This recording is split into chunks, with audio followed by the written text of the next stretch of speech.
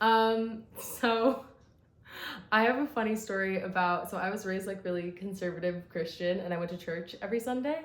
And my dad had this rule that we could not go to Sunday school during the service because all the kids would go. My dad was like, you need to ingest the sermon fully and listen to this person speak for whatever, be like an hour and a half long. And so my dad's rules were you can't go to Sunday school and you can't go to the bathroom during the service. And so we had driven an hour and a half to go to church and I didn't pee before I got into the car. Mind you, I'm 13. Like, I'm like old enough to know better.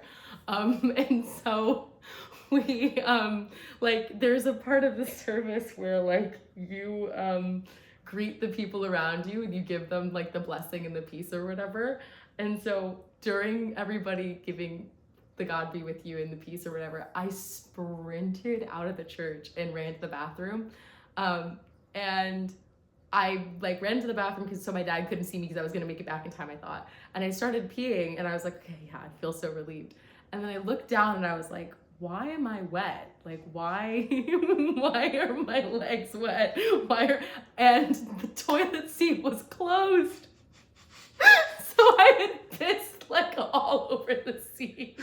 I had pissed in my pantyhose. It was December, it was cold. So I just like walked back to the service and my dad looked at me and I was like, you don't get to say anything. And so I actually didn't get in trouble and I was more afraid of getting in trouble with my dad than smelling like piss for the rest of the service. So yeah, that's my like embarrassing funny story.